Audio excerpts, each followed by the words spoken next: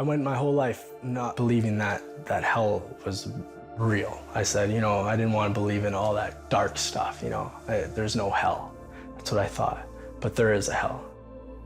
Jordan Samuel believes there's a hell because he believes he's been there.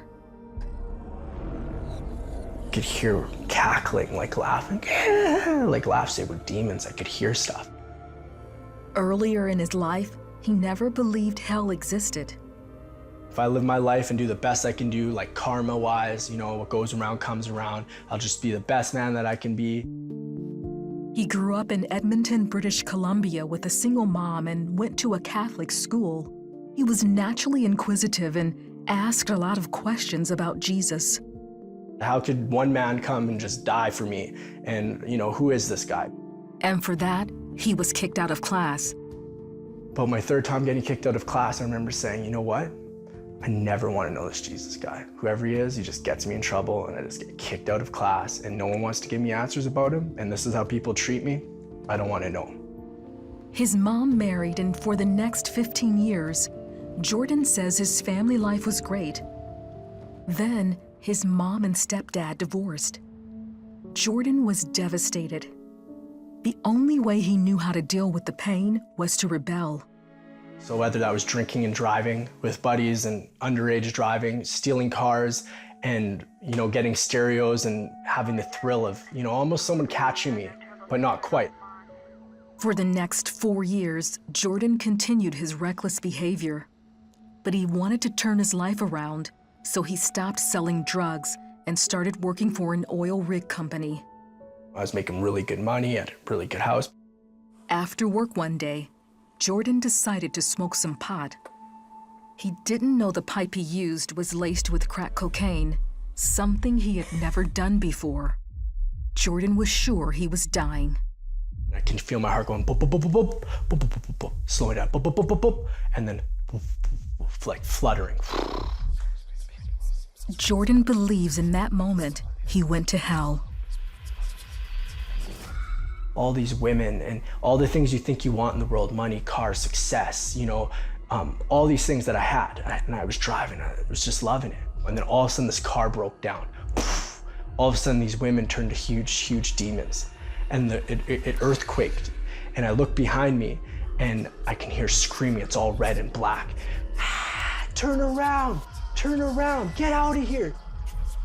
It sounded like people burning, people that were just burning, that couldn't find a cure or a fix to anything. It was just the worst. And I remember being afraid, gripping the steering wheel, and all of a sudden it was like, I'm back to my body in the trailer room.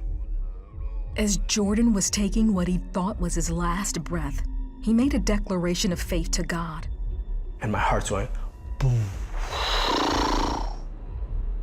boom, like the last beat. Not even knowing why, I just said, I believe.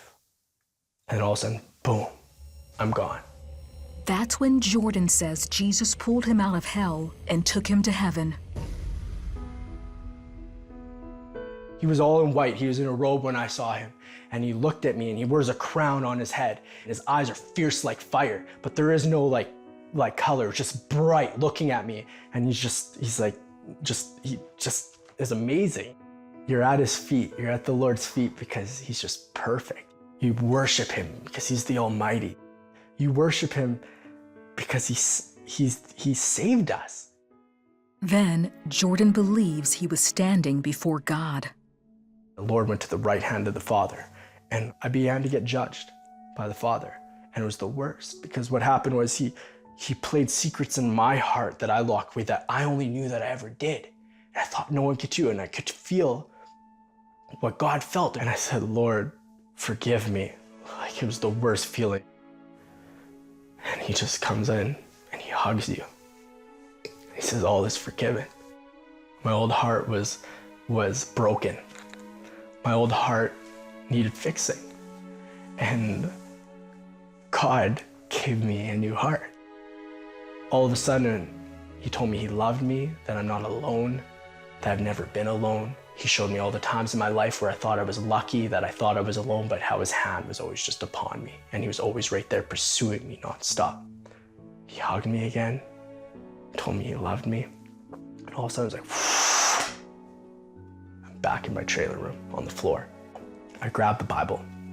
It was like it was glowing and I held it. I opened up the Bible. First thing I ever read out of the Bible was Psalms 34. The happiness of those who trust in God. I began to read it and it was everything that just happened to me. Only God can do that. Jordan shared his journey to heaven and hell with his girlfriend Danica. His voice changed, his eyes changed, his body language changed.